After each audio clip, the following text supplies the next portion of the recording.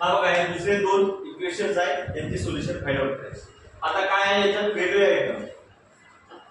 यात काय करता येईल यांचं क्रॉस मल्टिप्लिकेशन करू. ठीक आहे मग x - 7 ला कोणती मल्टिप्लाय करू x - 2 ला 5 मल्टिप्लाय बरोबर आहे म्हणजे x पहिले 4 in bracket x - 7 equal to 5 in bracket x - 2 okay. आता याचा मल्टिप्लाय करूया 4 into x 4x minus 4 7 जा 28 equal to 5 into x 5x minus 5 to जा 10. आता करा एकाला कोणाला तर नाही याला नाही याचे चारही ऑपरेशन करत आहे बरोबर आहे की plus minus multiplication division 4x equal to बोला 5x minus 10 plus 28 आता याचे करून टाका 4x equal to इथं काय होईल जागा प्लस मायनस काय इथं जागा काय होईल या दोघांचं प्लस होईल की मायनस होईल कल्पक सांगा नक्की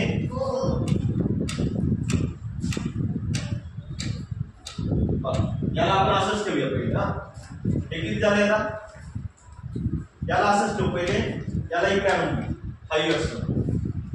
ठीक आहे 5x ला एक आणल्यावर काय होईल मायनस 5x इक्वल टू इथे काय आलं मायनस 10 प्लस 20 आता काय होईल याच्यात एक x राहील बरोबर आहे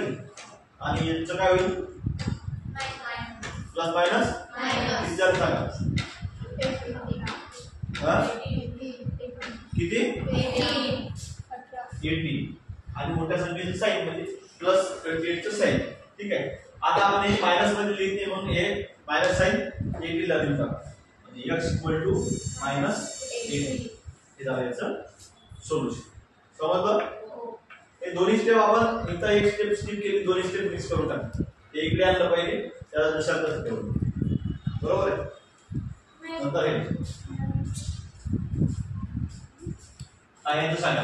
डिनॉमिनेटर याला काहीच नाही म्हणजे काय करायचं 1 देऊन टाका ठीक आहे 8m - 1 upon 2m plus 3 equal to 2 upon 1 conversion करून टाकायचं ठीक आहे. आता आपल्याला सोपं आहे हे जसं म्हणून 1 8 - 1 upon equal to 2 in bracket 2m plus बरोबर लिहिलं का मी हां आता 8 into 1 8 on the 8m minus 1 on the 1 2 to the 4m plus 2 3 the 6 आता याचं करा 8m equal to 4m plus 6 plus 1 so 8m minus 4m equal to किती झाले 7 बरोबर आहे. 8 मधून 4 गेले 4m equal to 7 4m तो या कशाला समजले ना 8m minus 4m म्हणजे 4m equal to 7. आता m इकडे आहे m equal to 7/4